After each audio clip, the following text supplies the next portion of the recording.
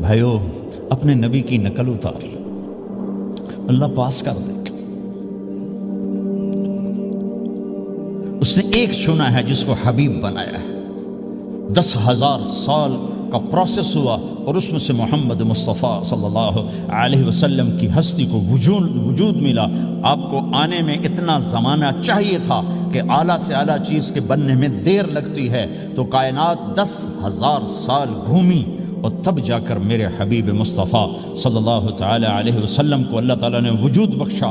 سب سے عالی نسب، سب سے عالی خاندان، سب سے عالی صفات۔ اب اللہ کے خزانوں سے لینے کا راستہ پاؤنڈ نہیں، ڈالر نہیں ہے، تجارت نہیں ہے، اللہ سے لینے کا راستہ میرے نبی کا طریقہ ہے۔ تجارت میں ہو، زراعت میں ہو، جاب میں ہو، کھیتی باڑی میں ہو، میرے نبی کا طریقہ ایک مسجد کا ہے، نماز، 5 وقت کی نماز۔ یہ میرے نبی کی آنکھوں کی ٹھنڈک ہے، 5 وقت کی نماز اس امت کی شان پہچان ہے۔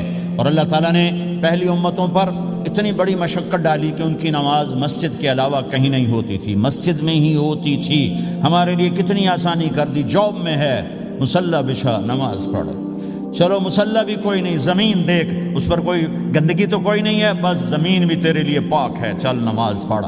اور آسانی کر دی، پانی کوئی نہیں ہے، کوئی بات نہیں، مٹی میں ہاتھ مار، منہ پہ مل، پھر ایک ہاتھ مار، یوں کر، چل نماز پڑھ، میں تیری قبول کروں گا۔ یہ کسی امت کے ساتھ یہ نہیں ہوا، انہیں وضو ہی کرنا تھا چاہے پانی 50 میل پر موجود ہو۔ اور ہمارے لیے پانی کوئی نہیں ہے، چلو تیمم، مٹی میں ہاتھ ہمارا یوں کیا، پھر ہاتھ ہمارا ایک یوں کیا، ایک یوں کیا، چل بھائی اللہ اکبر قبول۔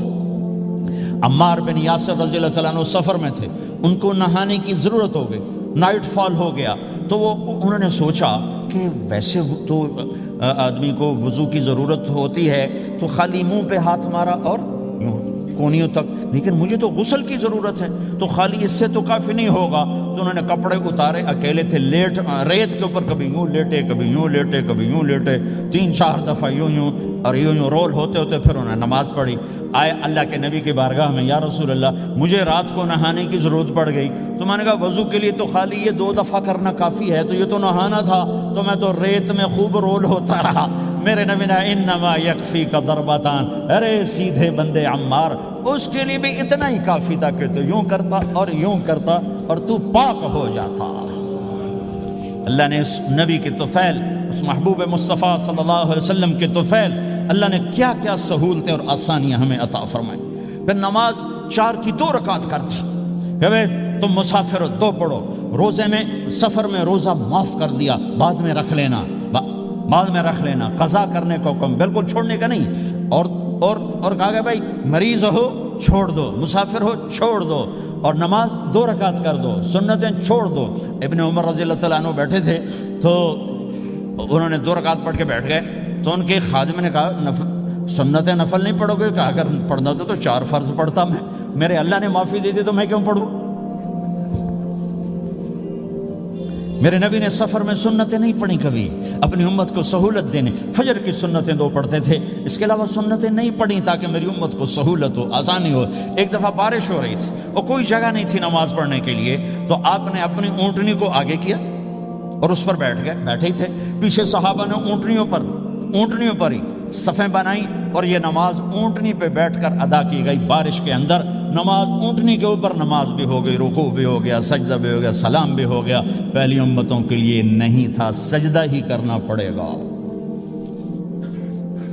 یہ اللہ کے محبوب مصطفیٰ صلی اللہ تعالی علیہ وسلم کی طفیل، میرے اللہ نے ہم پہ فضل و احسان کیا، تو میرے نبی کی زندگی میں عبادات میں نماز سب سے اعلیٰ نظر آتی ہے، سب سے نمایاں نظر آتی ہے۔ اور پھر بازار میں، گھر میں، دفتر میں، ماحول میں میرے نبی کے اخلاق، یہ زندگی کا دوسرا روشن پہلو ہے۔ میرے نبی کی ساری زندگی 2 لفظوں میں آتی ہے، عبادت اخلاق، عبادت اخلاق، یا 2 اور لفظ، حقوق اللہ حقوق العباد، حقوق اللہ حقوق العباد۔ حقوق اللہ میں نماز سب سے اعلیٰ، اور حقوق العباد میں لوگوں کی برداشت کرنا، لوگوں سے درگزر کرنا، معاف کرنا، جھوٹ سے بچنا، دھوکے سے بچنا۔ میرے نبی سے پوچھا گیا یا رسول اللہ مسلمان کنجوس ہو سکتا ہے؟ ہم نے کہا ہو سکتا ہے۔ یا رسول اللہ مسلمان کمزور ہو سکتا ہے، بزدل ہو سکتا ہے، ڈرپوک ہو سکتا ہے؟ آپ نے کہا ہو سکتا ہے۔ یا رسول اللہ مسلمان جھوٹ بول سکتا ہے؟ آپ نے کہا نہیں، جھوٹ نہیں بول سکتا، جھوٹ نہیں بول سکتا۔ ہاں، الا لعنت اللہ علی الکاذبین، جھوٹوں پہ اللہ کی لعنت۔ اس لعنت کے ساتھ 400 پاؤنڈ بچا لیے، 4000 بچا لیے، 4 ملین بچا لیے، 4 بلین بچا لیے، 4 ٹریلین بچا لیے، ساری دنیا کو بچا لیا، اور اوپر اللہ کی لعنت پڑی تو اللہ کی قسم گھاٹے کا سودا ہے۔ اور سچے ہو گئے، سچ بولا، یہ میں 100 پاؤنڈ کماتا ہوں، لے لو جو لینا ہے اس میں سے، یہ میں 1000 پاؤنڈ کماتا ہوں، لے لو جو لینا ہے، یہ میں 50,000 پاؤنڈ کماتا ہوں، لے لو جو لینا ہے، کہ مسلمان کی زبان سے جھوٹ نہیں نکلتا، سچ ہی بولتا ہے۔ آپ تشریف لے جا رہے ہیں، ایک آواز ہے یا رسول اللہ، آپ نے یوں دیکھا کوئی نظر نہیں آیا، پھر آواز ہے یا رسول اللہ، تو آپ نے دیکھا کہ ہرنی ڈیر چھوٹی وہ کھڑی ہوئی رسی میں بندھی، تو آپ نے کہا کیا ہوا؟ کہا جی آپ کا صحابی مجھے پکڑ کے لایا ہے، میرے چھوٹے چھوٹے بچے بھوک سے رو رہے ہوں گے، آپ مجھے چھوڑ دیں، میں بچوں کو دودھ پلا کے واپس آ جاتا، مجھے پتا ہے میرے اللہ کی تقدیر میرے بارے میں کیا ہے۔ تو آپ نے کہا اگر تو واپس نہ آئی تو پھر؟ تو اس نے کہا مجھے اللہ جہنم میں ڈال دے۔ آپ نے اس کی رسی کھول دی، خود وہیں بیٹھ گئے، اس نے دوڑ لگائی اور پہاڑوں میں گم ہو گئی۔ تھوڑی دیر کے بعد وہ دوڑتی ہوئی آئی اور آ کے سر یا رسول اللہ میں حاضر ہو گیا، تو آپ نے اس کو باندھ کے وہیں آپ بیٹھ گئے نہیں۔ دیر کے بعد وہ صحابی آئے جنہوں نے اس کو شکار کیا تھا، پکڑا تھا، تو کہنے لگے، ان کا یا رسول اللہ آپ یہاں کیسے؟ کہ میں ایک درخواست لے کر آیا ہوں۔ کہ کیا؟ کہ یہ ہرنی مجھے ہدیہ کر دو۔ کہ یا رسول اللہ سب کچھ آپ کا ہے، کہ بس یہ ہدیہ کر دو۔ یا رسول اللہ حاضر۔ تو آپ نے اس کو لے کر رسی اس کی گردن سے نکالی، کہ جا بچی اپنے بچوں کے پاس جا کے خوشی منا، سچ نجات دیتا ہے اور جھوٹ ہلاک کرتا ہے۔ ایک ہرنی جان کی بازی کھیل گئی سچ بولنے کے لیے، تم چند پونڈوں پہ جھوٹ بولتے ہو، ایمان کو برباد کر کے رکھ دیتے ہو۔ مسلمان جھوٹ نہیں بولتا، مسلمان دھوکہ نہیں دیتا،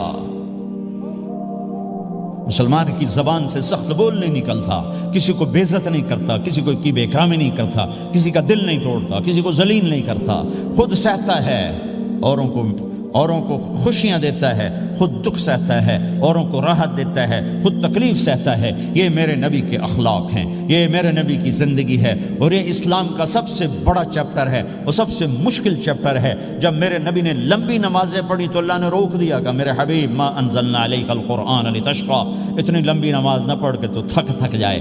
میرے نبی نے تبلیغ میں زور دکھایا تو اللہ نے روک دیا، فلتذهب نفسك علیہم حسرات، میرے نبی اتنا غم نہ کر کے آپ خود ہی آہیں بھرتے آپ مر جائیں۔ میرے نبی نے مال سارا خرچ کیا، اللہ نے اس سے بھی روک دیا، ولا تبسطها كل البسط فتقعد ملوما محسورا، اتنا خرچ نہ کریں کہ آپ خود پھر دکھی ہو کے بیٹھ جائیں۔ خرچ کرنا بہت بڑا عمل، تبلیغ سب سے سارے عملوں کا سردار عمل، تبلیغ سے بڑا کوئی کام ہوتا تو اللہ نبیوں کو دیتا، اگر تبلیغ سے بڑھ کر کوئی کام ہوتا تو اللہ نبیوں کو دیتا، گشت سے بڑھ کر کوئی محنت ہوتی تو اللہ نبیوں کو دیتا۔ 950 سال نوح علیہ السلام گشتی کر رہے ہیں، اور اللہ کی مان لو، اللہ کی مان لو، اتنا عظیم عمل کا میرے نبی درمیانہ نماز سب سے بڑی عبادت، میرے نبی درمیانہ کام، لیکن جب میرے نبی نے اخلاق اچھے کیے، دشمن کو معاف کرنا، تو ایک آدمی آپ سوئے ہوئے تھے، آپ کی تلوار لٹکی تھی، ایک آدمی آیا، اس نے آپ کی تلوار اتاری اور یوں ہماری پسلی میں، آپ اٹھ کے بیٹھ گئے۔ اب وہ قتل کے ارادے کے لیے آ چکا ہے اور تلوار یہاں ہے، کہتا من یمنعک منی، اب بول تمہیں کون بچائے گا؟ تو آپ نے مسکراتے ہوئے کہا اللہ، تو اس کے ہاتھ سے تلوار گر پڑی، تو آپ نے اٹھا لی، آپ نے یوں سیدھی کی، اب تو بچا، تجھے کون بچائے گا؟ وہ کہنے لگا مجھے تو ہی بچائے گا، وہ تو اللہ کو جانتا نہیں تھا، کہا بابا مجھے تو ہی بچائے گا۔ تو آپ کہتے ہیں اس کا سر اڑا دو، یہ نبی کو قتل کرنے آیا ہے۔ میرے نبی نے فرمایا کلمہ پڑھتے ہو؟ کہا نہیں پڑھتا۔ کہا جاؤ معاف کیا۔ یہ میرے نبی کے اخلاق ہیں۔ 20 سال جنہوں نے قتل کے منصوبے بنائے، مکہ والے، جب آپ مکہ میں فاتحانہ داخل ہوئے، ابو سفیان سب سے زیادہ آپ کو دکھ پہنچانے والوں میں پیش، تو آپ نے ابو سفیان کو عزت دی۔ جو ابو سفیان کے گھر میں داخل ہوگا اس کو کچھ نہیں کہا جائے گا۔ آپ تو ابو سفیان کو بلا کے سولی پہ لٹکاتے، اور آپ کہہ رہے ہیں جو ابو سفیان کے گھر میں جائے گا اسے کچھ نہیں کہا جائے گا، جو بیت اللہ میں ہوگا اسے کچھ نہیں کہا جائے گا۔ سارا مکہ سامنے، آپ یوں بیت اللہ کا دروازے پر یوں دونوں ہاتھ ایسے ٹکا کے کھڑے تھے۔ پھر آپ نے کہا میں کیا کروں گا اب تمہارے ساتھ؟ تو سہیل بن عمر نے کہا آپ کریم ہیں، کریم کے بیٹے ہیں، تو آپ نے کہا جاؤ میں نے معاف کیا۔ یہ اخلاق آج مٹ چکے ہیں، مردوں سے، عورتوں سے، علم والوں سے، خانقاہ والوں سے، تبلیغ والوں سے، سب زیرو ہوئے پڑے ہیں۔ جب تک یہ اخلاق زندہ نہیں ہوتے اسلامی زندگی قائم نہیں ہو سکتی، اسلامی معاشرت قائم نہیں ہو سکتی، اور دین دو چیزوں سے آگے پھیلتا ہے، ایک دعوت اور ایک اخلاق۔ دعوت اور اخلاق، دعوت اور اخلاق۔ دعوت نہیں ہوگی تو اخلاق وہیں پڑے رہ جائیں گے، اخلاق نہیں ہوں گے تو دعوت کوئی قبول نہیں کرے گا۔ میرے نبی نے کتنے معجزے دکھائے مکے میں، نہیں کلمہ پڑھا۔ بدر میں ان کے 70 مارے گئے، فرشتوں کو دیکھا، جبریل کے گھوڑے کی آواز سنی، کلمہ نہیں پڑھا۔ خندق میں شکست ہوئی، کلمہ نہیں پڑھا۔ پانی نکلتے دیکھا، انگلیوں سے کلمہ نہیں پڑھا۔ ایک بکرے کا ایک بازو پکایا، ایک بازو بکرے کا، ایک اگلا جو بازو ہوتا، اور 40 آدمیوں نے کھانا کھایا اور ایک بوٹی کم نہیں ہوئی، ایک بوٹی کم نہیں ہوئی، کلمہ نہیں پڑھا۔ لیکن جب میرے نبی نے کہا جاؤ معاف کیا تو سارے ہی کلمہ پڑھ گئے کہ واقعہ یہ اخلاق نبی کے ہو سکتے۔ حنین کی جنگ میں جب بھاگے لوگ، شکست ہوئی، تو ایک صحابی کا بھاگتے ہوئے پاؤں ہمارے نبی کا پاؤں پر آیا، اور جوتا سخت تھا، تو آپ نے کہا اوجعتنی، اور آپ کے ہاتھ میں چھڑی تھی، آپ نے اس کو یوں ماری، کہا اوجعتنی، ارے تو نے مجھے کتنا زیادہ درد پہنچایا، دکھ پہنچایا۔ وہ بیچارے پگھل کے رہ گئے اور پریشان ہو گئے، اور فرماتے ہیں سارا دن میں پریشان، ساری رات پریشان کہ اللہ کے نبی کو میں نے تکلیف پہنچائی، اب میرا کیا بنے گا۔ اگلا دن ہوا تو اعلان ہو رہا تھا بھائی جس کا پاؤں نبی کے پاؤں پہ آیا تھا اس کو اللہ کے نبی بلا رہے ہیں۔ تو صحابی کہنے لگے میں نے سمجھا بس اب میری تو دنیا بھی گئی اور آخرت بھی گئی، اب میرے اوپر کیس بنے گا اور مجھے ڈانٹ ڈپٹ بھی ہوگی، میرا کتنا بڑا گھاٹا نقصان ہوگا۔ یہ حاضر ہوئے ڈرتے ڈرتے، تو آپ نے فرمایا میرے بھائی کل میں نے تمہیں چھڑی ماری تھی، وہ مجھے معاف کر دینا، اور یہ 80 اونٹ تمہیں ہدیہ دیتا ہوں، 80 کیملز یعنی 80 پراڈو، 80 رینج روور کا یہ میری طرف سے تمہیں ہدیہ ہے۔ وہ حیران پریشان، یہ میرے نبی کے اخلاق ہیں، یہ میرے نبی کے اخلاق ہیں۔ کانٹے بچھانے والی نے 4 دن آنا چھوڑ دیا، بیمار ہو گئی تھی، تو آپ نے کیا بات ہے، وہ ہمارے راستے میں اب کانٹے کوئی نہیں ہیں؟ کہا یہ وہ بیمار پڑی ہے جو کانٹے بچھاتی تھی۔ تو آپ اس کے گھر چلے گئے، ماں جی خیریت تو ہے، آپ ٹھیک تو ہیں؟ کہا بیٹا مجھے کلمہ پڑھا دے، بس تیرے اخلاق نے مجھے فتح کر لیا ہے۔ میرے بھائیوں یہ چیپٹر بھول چکے ہیں، بھول چکے ہیں، بھول چکے ہیں۔ جب تک یہ چیپٹر زندہ نہیں ہوگا زندگی اسلامی نہیں بنے گی، معاشرہ اسلامی نہیں بنے گا، اور آگے قوموں کے لیے اسلام کا دروازہ نہیں کھلے گا۔ ہمیں معاف کرنا آتا ہو، ہمیں گالی دینے والے کو دعا دینا آتا ہو، غیبت کرنے والے کی تعریف آتی ہو، اور غیبت کرنے سے، غیبت سننے سے اپنے آپ کو ایسے بچاؤ جیسے زہر سے بچاتے ہو، جیسے آگ سے بچاتے ہو۔ ایک دوسرے کو نفرت کا بول نہ بولو ورنہ ساری زندگی تباہ و برباد ہو جائے گی۔ میرے رب کی قسم، میرے نبی نے کہا ایک زبان کا بول انسان بولتا ہے اور جہنم کی گہرائیوں میں گر جاتا ہے، اور ایک زبان کا بول انسان بولتا ہے اور جنت کے درجات پر چڑھ جاتا ہے۔ یہ زبان بہت طاقتور چیز ہے، میں ہر بیان میں اس کو دہرا رہا ہوں کہ جتنا یہ عمل ختم ہو چکا ہے اتنا کوئی عمل بھی نہیں ختم ہوا ہے۔ اور ایک صحابی ہیں ابو دجانہ۔ کون ابو دجانہ؟ السابقون الاولون من المہاجرین والانصار، اس میں پہلی صف کے صحابہ۔ کون ابو دجانہ؟ جب آپ حج پر گئے تو اپنی جگہ مدینے کا امیر ابو دجانہ کو بنایا۔ ابو دجانہ حج میں شریک نہیں ہوئے، کہ آپ نے اپنی جگہ ان کو اپنا نائب بنا کے وہاں کھڑا فرمایا ابو دجانہ میری جگہ پر مدینے کا امیر ہے، یہ وہ ابو دجانہ ہیں۔ کون ابو دجانہ؟ جو جنگ بدر سے لے کر آخری حج تک ہر سفر میں شریک ہیں، ہر سفر میں شریک ہیں۔ ان کی ایک بات میں بتانا چاہتا ہوں، پہلے تھوڑی سی ان کی ہسٹری بتانا چاہتا ہوں۔ کون ابو دجانہ؟ احد کی جنگ میں آپ نے تلوار اٹھائی، کہا اس تلوار کو کون لے گا؟ کئی صحابہ کھڑے ہو گئے۔ آپ نے کہا اس تلوار کا حق کون ادا کرے گا؟ سارے بیٹھ گئے، 3 آدمی کھڑے رہے، ایک زبیر بن عوام، ایک عمر بن خطاب، ایک ابو دجانہ۔ ان کا نام ہے سماق بن خرشنہ، سماق بن خرشنہ ان کا نام ابو دجانہ سے مشہور ہے۔ تو آپ نے تلوار نہ عمر کو دی، نہ زبیر کو دی، ابو دجانہ کو دی تھی۔ تو عمر رضی اللہ عنہ نے تو محسوس نہیں کیا، حضرت زبیر نے محسوس کیا کہ اس کو کیوں دی، مجھے کیوں نہیں دی؟ میں مہاجرین میں سے ہوں، میں پھوپھی کا بیٹا ہوں، میں اس سے دلیری میں کم نہیں ہوں، بلکہ حضرت زبیر کی دلیری کی تو دھک تھی۔ جدھر سلوار چلتی تھی کاٹتی چلی جاتی تھی، کہنے لگا میں دیکھوں گا یہ کیا کرتا ہے۔ تو ابو دجانہ کے پیچھے پیچھے زبیر ہو لیے، تو ابو دجانہ نے جو حملہ کیا تو 3000 کا لشکر تھا، اس کو چیر کے پار نکل کے، پورے لشکر کو کاٹ کے پار نکل کے، اور آگے عورتیں کھڑی تھیں جو مکے کے لشکر کو تیار کر رہی تھیں۔ نحن بنات طارقی نمشی علی النمارقی مشی القتل بوارقی المسک فی المخالقی المسک فی المفارقی والدر فی المخالقی ان تقبلوا نعانقی وتدبروا نفارقی فراق غیر وامقی، یہ گانا گا رہی تھیں اور ان کو تیار کر رہی تھیں۔ تو جب ابو دجانہ کی تلوار نظر آئی تو سب بھاگی، ہندا پکڑی گئی، تو آپ نے یوں اپنی تلوار ہندا کے سر پر رکھی، انہوں نے چیخ ماری، تلوار ہٹا لی۔ تو زبیر پیچھے پیچھے کہ یہ کیا کیا ہے؟ جنگ میں اگر کوئی عورت حصہ لے اسے مارنا جائز ہے، ویسے جائز نہیں ہے، عورت کو، بچے کو، بوڑھے کو ہاتھ لگانا جائز نہیں ہے۔ تو انہوں نے کہا تلوار کیوں نہیں چلائی؟ کہا میرے محبوب کی تلوار ہے، عورت کے خون سے رنگین کر کے اس کی شان نہیں گھٹانا چاہتا، یہ میرے نبی کی تلوار۔ پھر واپس ہوئے، پھر اٹیک کیا اور پھر مجمع کو چیر دیا۔ سامنے ایک آدمی آ رہا تھا ہاتھی کی طرح، اتنا لمبا موٹا تازہ۔ تو زبیر کہنے لگے میرے جی میں آیا کبھی اس کی ٹکر ہونا، پھر میں دیکھوں ابو دجانہ کیا چیز ہے۔ تو اللہ کا کرنا ایسا ہوا، ابو دجانہ دونوں آمنے سامنے ہو گئے۔ تو وہ ایسے شاہ سوار تھے کہ دونوں طرف کے لشکر ذرا تھم گئے اور وہ دونوں بھڑ گئے۔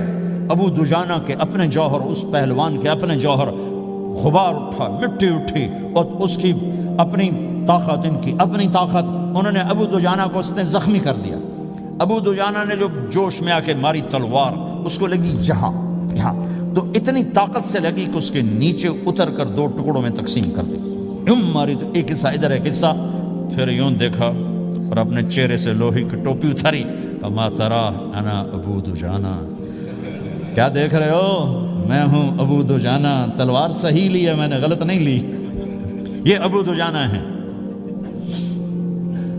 اور جب شکست ہو گئی احد کی جنگ میں، اور پھر 10-12 آدمیوں نے آپ کو گھیرے میں لیا ہوا تھا، ان میں ایک ابو بکر تھے، عمر تھے، علی تھے، طلحہ تھے، زبیر تھے، سعد بن ابی وقاص تھے، اور سہل بن حنیف تھے، عبادہ قتادہ بن نعمان تھے، اور ابو دجانہ تھے رضی اللہ تعالی عنہم۔ ان میں سے ایک ابو دجانہ بھی تھے، اور یمامہ کی جنگ میں ابو دجانہ شہید ہوئے، یمامہ کی جنگ میں شہید ہوئے۔ یہ ابو دجانہ کی تھوڑی سی سیرت آپ کے سامنے آئی ہے۔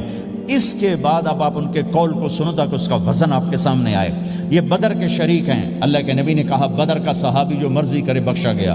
یہ صلح حدیبیہ کے شریک ہیں، اللہ نے قرآن میں کہا لقد رضی اللہ، میں ان سے راضی ہو گیا۔ یہ صحابی ہیں، اللہ نے کہا کلا وعد اللہ الحسنی، اے میرا نبی تیرے ہر صحابی کے لیے جنت کا وعدہ ہے۔ اور اب یہ کیا کہتے ہیں؟ یہ کیا کہتے ہیں لوگو؟ ان ارجع عملی عند،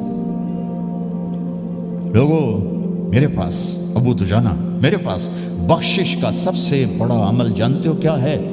بدر نہیں، احد نہیں، حدیبیہ نہیں، خندق نہیں، خیبر نہیں، فتح مکہ نہیں، آخری حج نہیں۔ کیا ہے؟ کیا ہے لوگو؟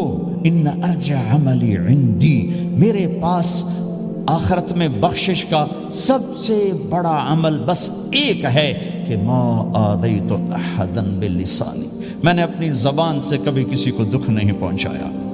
ولا اجد فی قلبی غلا لاحد، اور میرے دل میں کسی کے لیے بغض کوئی نہیں ہے، بس یہ میری بخشش کا عمل ہے۔ تو بھائیو، نبی کے اخلاق میں 2 چیزیں لے لو، ایک زبان سے کسی کو دکھ نہ دو، ایک دل میں کسی کا بغض نہ رکھو۔